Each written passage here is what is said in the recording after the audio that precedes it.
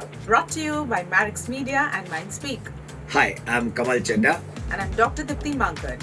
Welcome to Anchored Together, a YouTube series that casts an exhilarating spotlight on the vibrant lives of shipping industry professionals and their families. Excitement and entertainment is what you get here in abundance.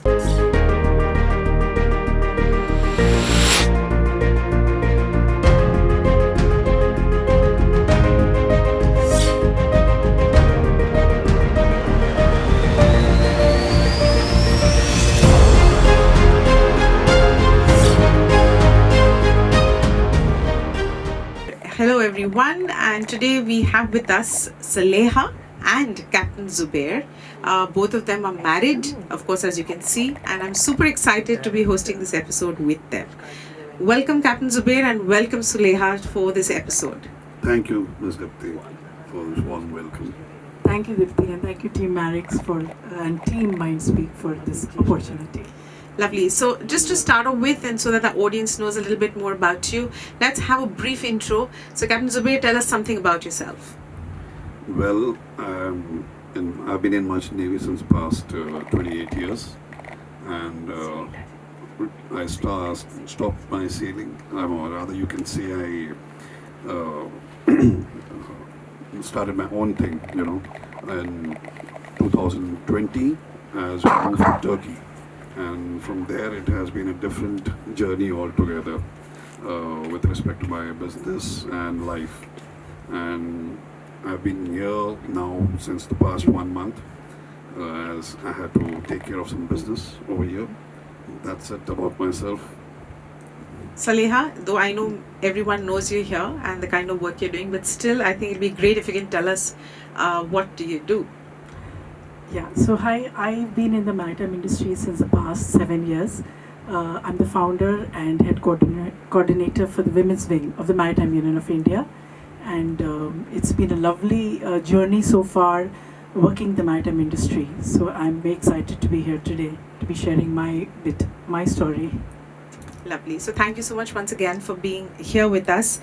So Captain Zubair, tell me, how's it having Saleha as your life partner? Amazing. She has been always a backbone for me. She has been really motivating me since the day one, since we got married, and in fact before that also when we started our relationship. And I would say that men, they say that they are strong, but without a strong woman behind a man is not as strong.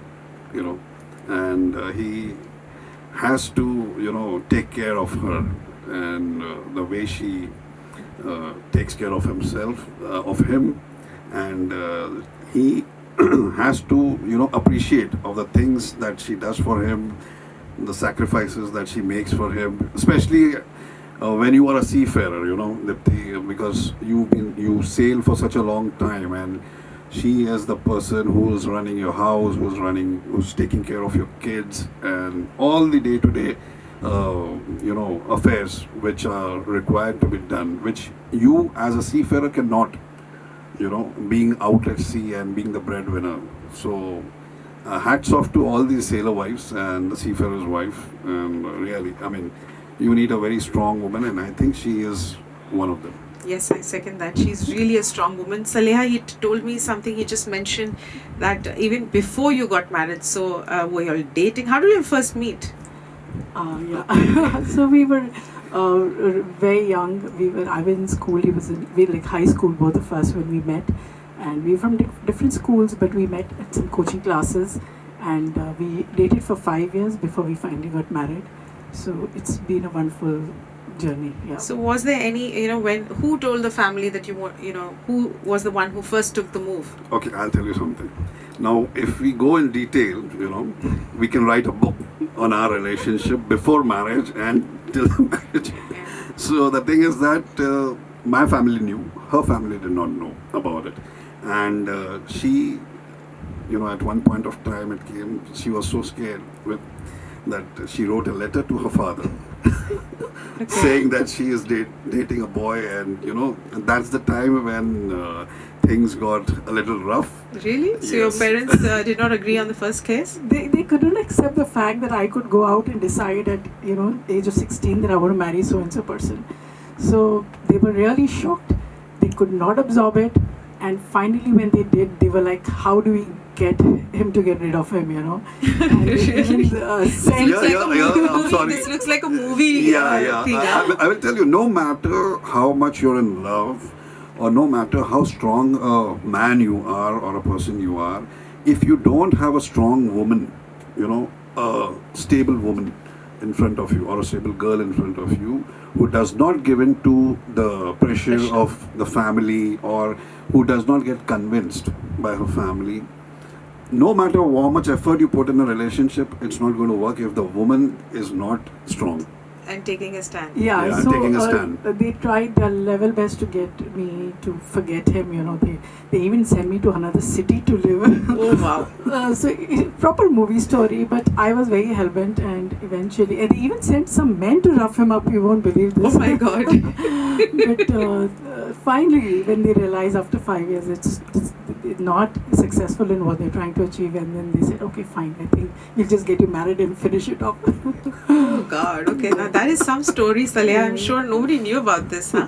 Because generally we have this thing, when you are getting married, and but yeah, getting him to, guys to rough him up and all that. And so, did at any point come when his father sent guys to rough him up that, okay, I think this is not going anywhere. I should just take a back seat now? No, it was not like that, because our relationship was something different, and no matter what, I had pressure from my side also, like, okay, it's not your age, you're too young to be involved, all these things are there. But I also was very, Hell-bent. headstrong and Yeah. hell-bent on, no, if I marry, it would be this girl only, and that's it. So, how many years have you been married now? I think We completed 30 years. 30 years. 30 years. Yeah. Oh my God, that's really a long time. So, you Yeah. married very young? Yeah. I was, I was third mate that time, and that's Alright. when we got yeah, married. And I how was old- 20. You were just 20 when you got Just 20, married. yeah. Oh God, you ask today's generation, will they get ever married at the age of 20? They'll be like, have you lost it? Yeah. No. Today at 30 also people don't know to get married. Very But times have changed. You cannot. Yeah, but it was I think I'm very happy with whatever happened. I don't regret getting married early at all, so that's fine. Lovely. Oh, that's some story for the viewers to know about. Lovely. And it's so good to see you all are still so strong. And from a marriage relationship, you all have ventured into a business partnership as well. Yes. Right? So, Captain Zubair, how is it? How did it all start off? I think it started off in Turkey, if I'm not wrong. Okay. To cut the long story short, in 2019 we moved to Turkey, and we actually had gone there to explore things and stuff like that. So, and we found an opportunity, and we started our own business out there of ship repairs. Our company's name is Dynamic Marine Solutions, and we do all kinds of repair works and dry docking works over there. So it was both our brainchild. So yeah, there is a lot of differences between us when it comes to taking decisions. She is more of, like I would say, I don't want to put it negatively, but she's more cautious. And I'm more of a risk taker. So that's when our conflicts happen, Uh-huh. She wants me to be very careful and this and that. I said, for me, it's like taking a decision. Okay, after that, either you can go right or you can learn something from it. I always tell her that. Yeah. But she is, very cautious. So that's when we have a conflict of interest. So how do you take him as a business partner? I mean, having a husband as a business partner. I would say that we've learned so much more about each other also from this aspect, because of course being married is a different story. And there have been times and I'm like, I don't think I want to work with you. You're very different. You handle the show yourself. I'm not doing it. But somehow we come around. So it's been a learning journey for us. And especially more for me, because this is my second brainchild, in the sense that I had done an entrepreneurship way back when I was 25. Yeah. Because I was from the fashion industry, and I'd started my own line of menswear, lounge wear for men, and it went off very well. But that I was handling on my own, so I could do things the way I wanted. So I had that little experience, and then unfortunately I had to shut shop because my children were young and they were not getting my attention. So we took a decision that okay, we kind of take a break from this and I can go back to a career later. So, but now starting back again, I had a different way working and he has a different style of working. So there were a lot of clashes and conflicts. And in fact, my son is also involved with us. So we were three people, kind of, you know. But it's been lovely because there's a lot that we have learned from this journey. Yeah. So she just mentioned children. So I think you have three wonderful children. Yes. Could you tell us about them? What's their name? What's their age? What are they doing? So we have an elder one who's 26 years old. His name is Arsh, and he's now heading my business in Turkey. Okay. Okay, so and he's a wonderful child. He is to complete what she was saying, that we are three of us. He is more like me when it comes to taking decisions and taking a call. Then we have a daughter who's 20 years old now. Name is Aisha, and she is doing her graduation from Nursi Monji Institute. And then we have a surprise package of 7 years old, and her name is Zara. And right now she's in schooling. She's in class 2. Okay. So, I mean, how, Saleha, with having three children, and three children are a handful, especially when they're growing up.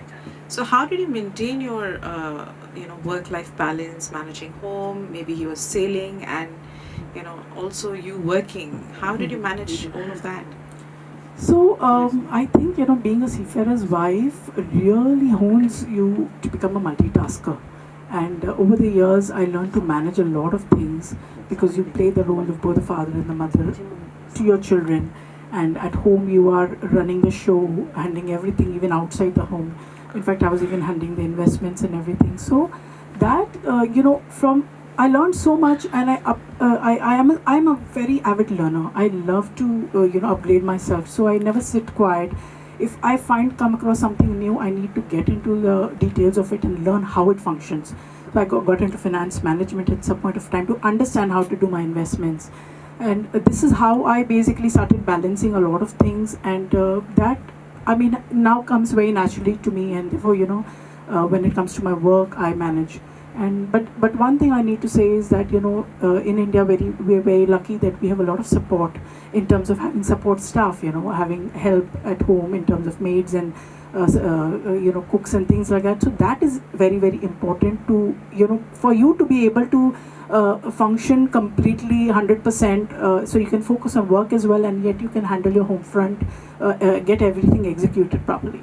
Yeah, I think that I agree with that. Here in our country, I think the support system which we have, and especially for working women, because honestly, I do feel no matter how, we talk about gender equality, we talk about women at positions, but when we go back home, we are that mother and we are that caretaker. It comes naturally to us. So, it's something which we look forward to also, and I think we never shy away from that because I think that is also in our list of priorities.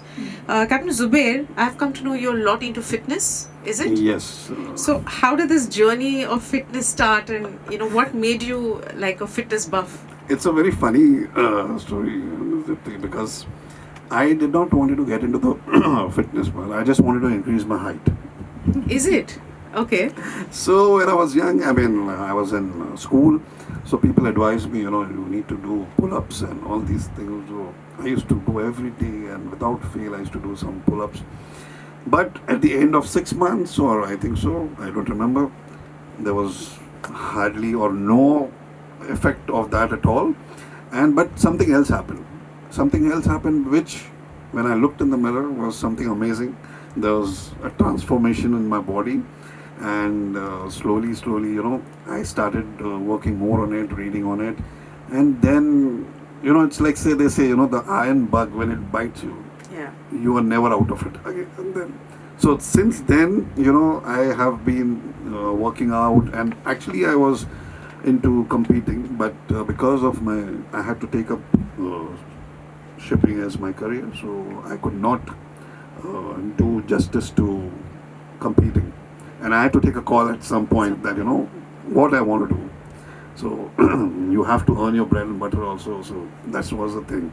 But nevertheless, I have stuck with it. Whenever I come back from the vessel, I'm full time into, working out, because this is what I love doing. It gives me, it keeps me happy. It keeps me going. So it's my way of, dealing with stress and all these things, and it makes you feel good about your oneself. And the other positive is that it keeps you away from all the wrong habits. That you do. If you are into fitness, you will be conscious about what you are putting into your mouth and how you're sleeping and all these things. So that was pretty much it. Right. So Saleha, you also deal a lot with seafarers, and can you tell me some of your lasting impressions you have made about seafarers? And you're married to one as well. Yeah. So, with my experience of being married to one, and most importantly working with MUI, it's like, you realize the seafarers are a different tribe completely. The kind of resilience that they build over the years of staying at sea, it's incomparable. You can't compare that. Probably you would compare that with somebody from the military and the army. The way they you cope up with crisis after crisis, and with any kind of situation. I mean, there are so many ways that at seafaring you get affected, and mental health being a very, very strong subject, which we all know, which has now come out in the open. So I know that seafarers are a very tough, very resilient lot, and they are also, when they come back home, they are amazing family. They're completely into their families, because after staying away from the family, when they come back, they're all for it. And this I'm talking from also because I'm connected with a lot of families through MUI Women's Wing, and I know how things work. And it's really nice to see that when they come back home, they're all for the family. They're completely like doting fathers. They pamper their children, and yet at the same time, they are very, very in control of every situation, any kind of decision making. They are very good at it. Yeah. That's lovely. So, Captain Zubair, we also came to know one more thing, that apart from fitness, you are extremely fond of cooking. Is it? Yes? And Yeah. so, you love to cook. Tell me Yes. 3 of Saleha's favorite things which you cook for her.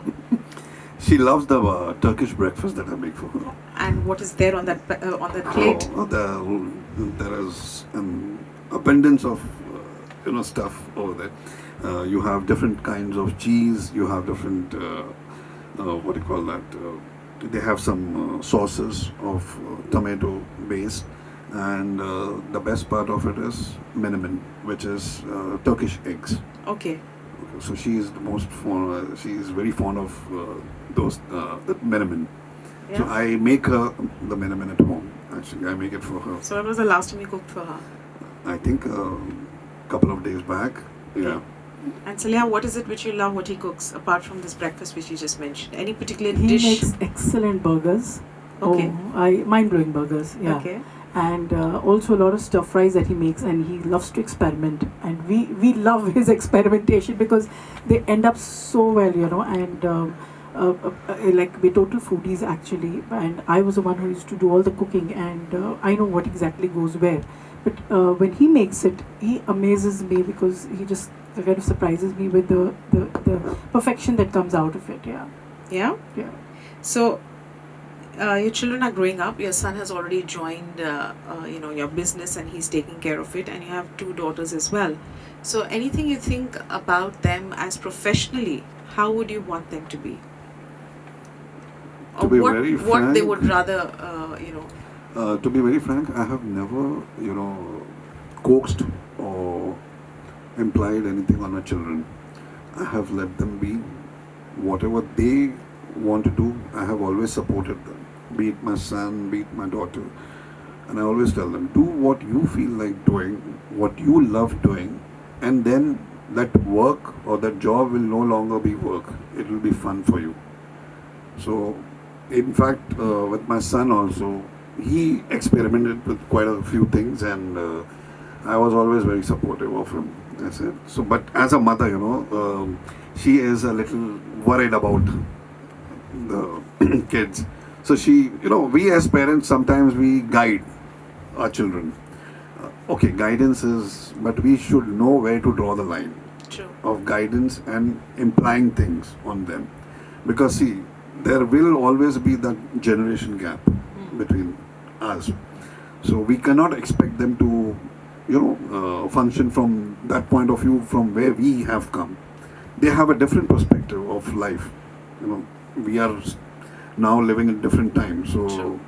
I just want them to be good human beings, Yeah. to take care of themselves and make a what do you call that, difference to the society. Absolutely. So, Saleha, you were in Turkey as well for I think good 2 years, maybe or more. 4 years. I think 4 years. 4 years. Yeah, more than 4 And now years. that you've come back here, right? So, are there anything which you miss about Turkey? Anything you miss about Turkey, which now that you've been back here home? Yeah, I mean, we do miss the quality of life there, definitely, because it's a pollution-free environment, and you get the best of fruits and vegetables, and it's a beautiful place. Istanbul, especially, is beautiful. So it's like you are living life to the fullest in a way. Having said that, I did miss India a lot.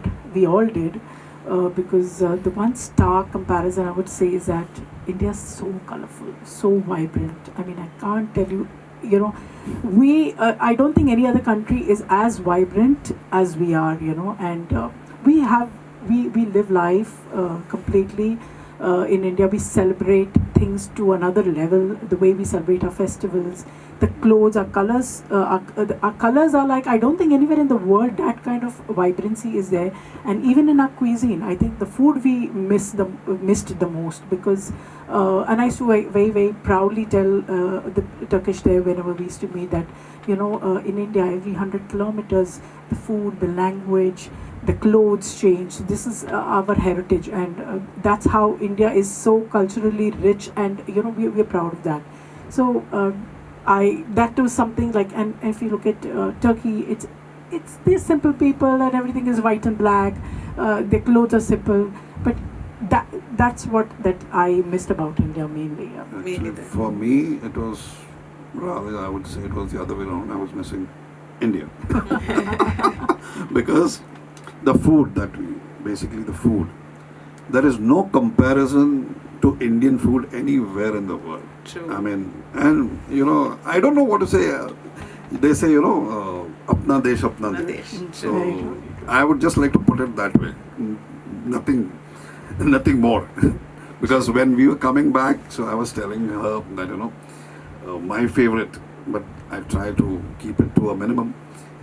When we were coming from Turkey over here, I said, what is going on in my mind? So she's asked me why. I said, chai and bun maska.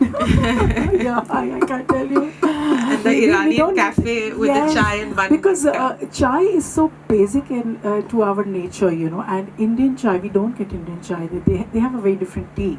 If you add milk to it, it becomes bitter.